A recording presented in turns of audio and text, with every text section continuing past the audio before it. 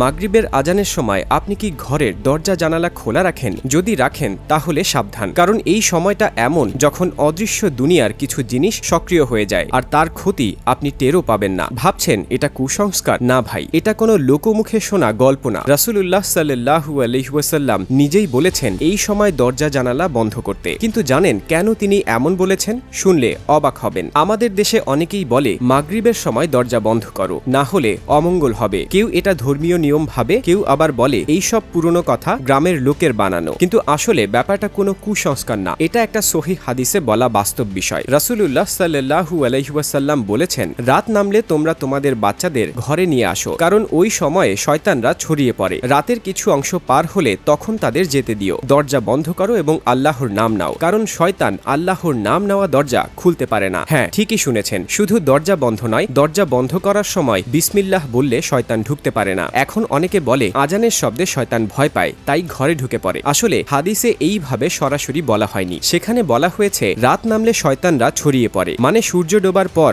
প্রথম সময়টাই এই অদৃশ্য দুনিয়ার সৃষ্টি জিন আর শয়তান বেশি চলাফেরা করে। তখন তারা আশ্রয় খোঁজে, আর কোনো ঘরের দরজা যদি খোলা থাকে সেখানে ঢুকে যায়। তাই নবী করিম সাল্লাল্লাহু আলাইহি ওয়াসাল্লাম আমাদের শিখিয়েছেন এই সময় দরজা জানালা বন্ধ করতে আর আল্লাহর নাম নিতে, যাতে শয়তান ভিতরে প্রবেশ করতে না পারে। আসলে দেখুন, ইসলাম কখনো অকারণে কিছু বলে না। মাগরিবের সময় হাওয়া বদলায় অন্ধকার নামে, আর এই সময় ছোট বাচ্চাদের রোগ ব্যাধি, ভয়, আতঙ্ক, এমনকি ঠান্ডা জ্বরও বেড়ে যায়। বিজ্ঞানও বলে সন্ধ্যার সময় বাতাসে জীবাণু আর ধুলাবালি বেশি ছড়ায়। তাহলে ভাবুন, রাসূলুল্লাহ সাল্লাল্লাহু আলাইহি ওয়াসাল্লাম 1400 বছর আগেই এমন একটি নির্দেশ দিয়েছেন যেটা শুধু আত্মিক সুরক্ষা নয়, বরং শরীর ও পরিবেশের সুরক্ষা। রাসূলুল্লাহ সাল্লাল্লাহু আলাইহি ওয়াসাল্লাম আরো বলেছেন রাত নামলে পাত্র ঢেকে রাখো, কারণ ওই সময় শয়তান বা ক্ষতিকর কিছু ঢুকে যেতে পারে। এখন আপনি বলুন, এটা কি কুসংস্কার মনে হয়? না, বরং এটি একদম বাস্তব ও বিজ্ঞানের সঙ্গে মিলে যায়। রাতে খোলা খাবার বা পানি ঢেকে না রাখলে তাতে ধুলো, ব্যাকটেরিয়া, এমনকি ছোট পোকামাকড় ঢুকে যেতে পারে, যা স্বাস্থ্যের জন্য ক্ষতিকর। অদ্ভুত না? ইসলাম আমাদের শুধু নামাজ শেখায়নি, আমাদের ঘরের নিরাপত্তা আর স্বাস্থ্য বিধিও শিখিয়েছে। হাদিসে আরো বলা হয়েছে